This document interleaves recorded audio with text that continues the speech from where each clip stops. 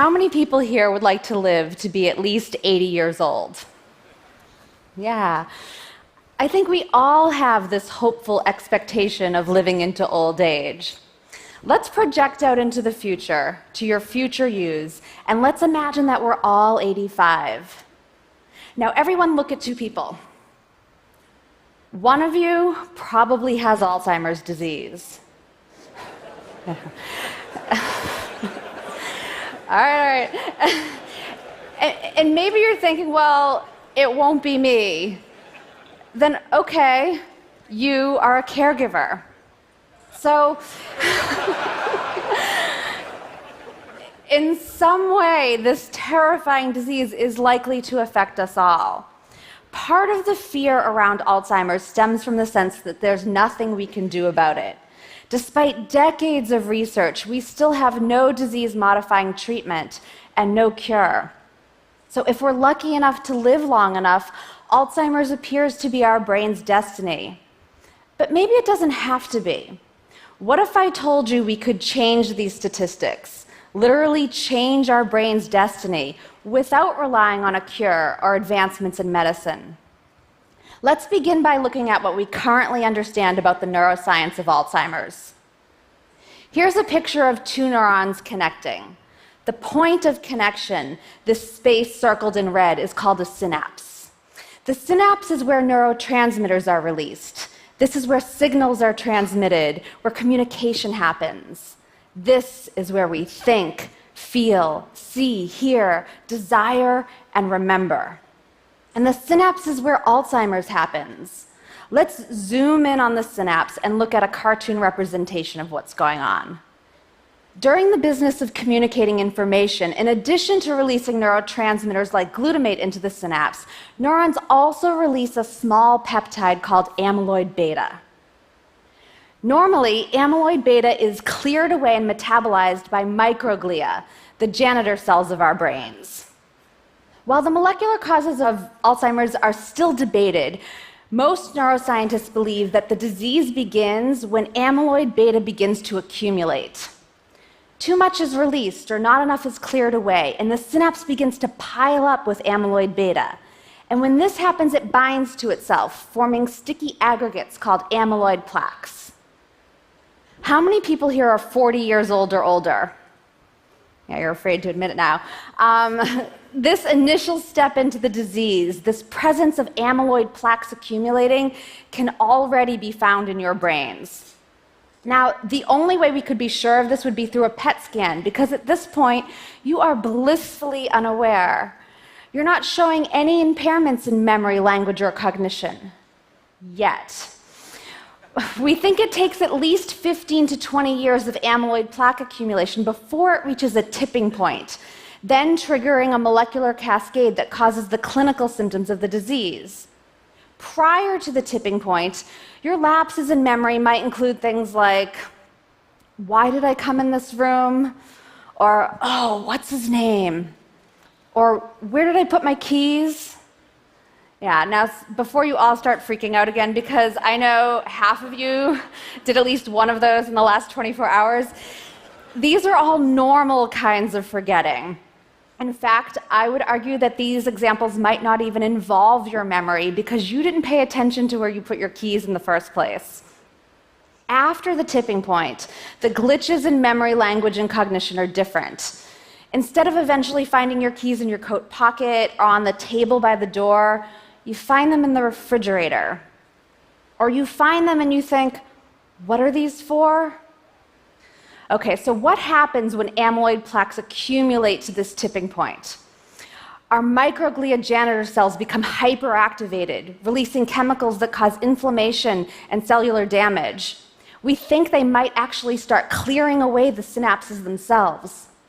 A crucial neural transport protein called tau becomes hyperphosphorylated and twists itself into something called tangles, which choke off the neurons from the inside.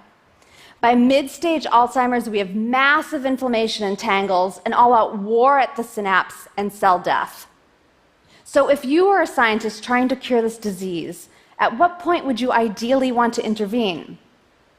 Many scientists are betting big on the simplest solution: keep amyloid plaques from reaching that tipping point, which means that drug discovery is largely focused on developing a compound that will prevent, eliminate, or reduce amyloid plaque accumulation. And so the cure for Alzheimer's will likely be a preventative medicine. We're going to have to take this pill before we reach that tipping point, before the cascade is triggered, before we start leaving our keys in the refrigerator. We think this is why, to date, these kinds of drugs have failed in clinical trials, not because the science wasn't sound, but because the people in these trials were already symptomatic. It was too late. Think of amyloid plaques as a lit match. At the tipping point, the match sets fire to the forest. Once the forest is ablaze, it doesn't do any good to blow out the match. You have to blow out the match before the forest catches fire. Even before scientists sort this out, this information is actually really good news for us, because it turns out that the way we live can influence the accumulation of amyloid plaques. And so there are things we can do to keep us from reaching that tipping point. Let's picture your risk of Alzheimer's as a seesaw scale. We're going to pile risk factors on one arm, and when that arm hits the floor, you are symptomatic and diagnosed with Alzheimer's. Let's imagine you're 50 years old. You're not a spring chicken anymore, so you've accumulated some amyloid plaques with age. Your scale is tipped a little bit. Now let's look at your DNA. We've all inherited our genes from our moms and our dads. Some of these genes will increase our risk, and some will decrease it. If you're like Alice and still Alice, you've inherited a rare genetic mutation that cranks out amyloid beta, and this alone will tip your scale arm to the ground. But for most of us, the genes we inherit will only tip the arm a bit. For example, ApoE4 is a gene variant that increases amyloid. But you can inherit a copy of ApoE4 from mom and dad and still never get Alzheimer's, which means that for most of us, our DNA alone does not determine whether we get Alzheimer's. So what does? We can't do anything about getting older or the genes we've inherited.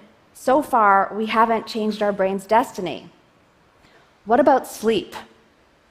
In slow-wave deep sleep, our glial cells rinse cerebral spinal fluid throughout our brains, clearing away metabolic waste that accumulated in our synapses while we were awake. Deep sleep is like a power cleanse for the brain. But what happens if you shortchange yourself on sleep? Many scientists believe that poor sleep hygiene might actually be a predictor of Alzheimer's. A single night of sleep deprivation leads to an increase in amyloid beta. And amyloid accumulation has been shown to disrupt sleep, which in turn causes more amyloid to accumulate. And so now we have this positive feedback loop that's going to accelerate the tipping of that scale. What else? Cardiovascular health. High blood pressure, diabetes, obesity, smoking, high cholesterol have all been shown to increase our risk of developing Alzheimer's.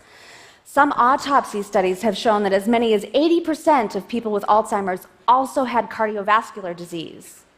Aerobic exercise has been shown in many studies to decrease amyloid beta in animal models of the disease. So, a heart-healthy Mediterranean lifestyle and diet can help to counter the tipping of this scale. Okay, so there are many things we can do to prevent or delay the onset of Alzheimer's, but let's say you haven't done any of them. Let's say you're 65. There's Alzheimer's in your family, so you've likely inherited a gene or two that tips your scale arm a bit. You've been burning the candle at both ends for years, you love bacon, and you don't run unless someone's chasing you. Let's imagine that your amyloid plaques have reached that tipping point. Your scale arm has crashed to the floor. You've tripped the cascade, setting fire to the forest, causing inflammation, tangles, and cell death. You should be symptomatic for Alzheimer's. You should be having trouble finding words and keys and remembering what I said at the beginning of this talk. But you might not be. There's one more thing you can do to protect yourself from experiencing the symptoms of Alzheimer's, even if you have the full-blown disease pathology ablaze in your brain. It has to do with neuroplasticity and cognitive reserve. Remember, the experience of having Alzheimer's is ultimately a result of losing synapses. The average brain has over 100 trillion synapses, which is fantastic. We've got a lot to work with. And this isn't a static number. We gain and lose synapses all the time through a process called neural plasticity. Every time we learn something new, we are creating and strengthening new neural connections, new synapses.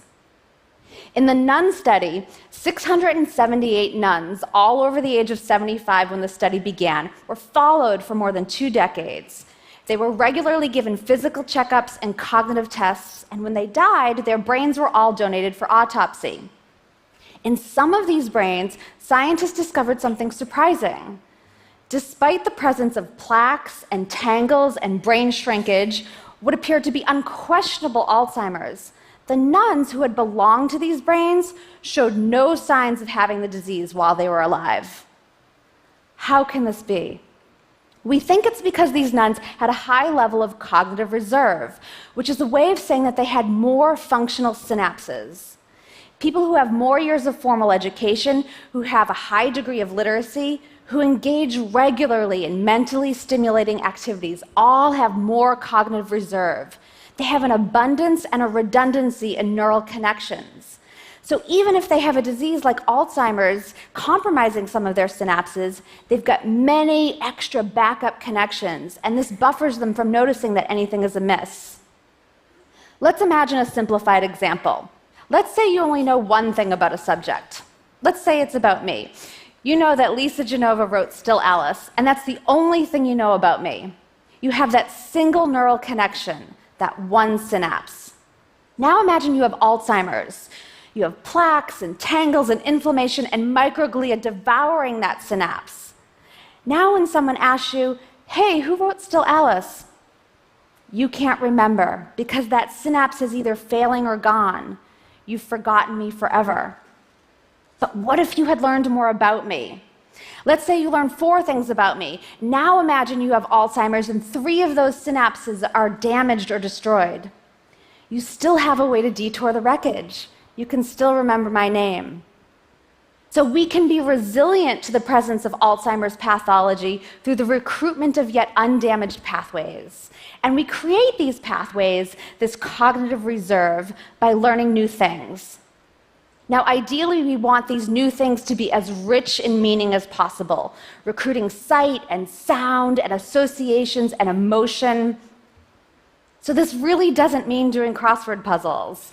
You don't want to simply retrieve information you've already learned, because this is like traveling down old familiar streets, cruising neighborhoods you already know.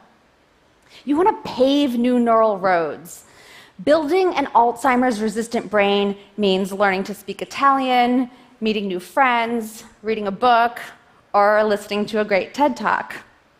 And if despite all of this, you are someday diagnosed with Alzheimer's, there are 3 lessons I've learned from my grandmother and the dozens of people I've come to know living with this disease. Diagnosis doesn't mean you're dying tomorrow. Keep living. You won't lose your emotional memory. You'll still be able to understand love and joy. You might not remember what I said 5 minutes ago, but you'll remember how I made you feel. And you are more than what you can remember. Thank you.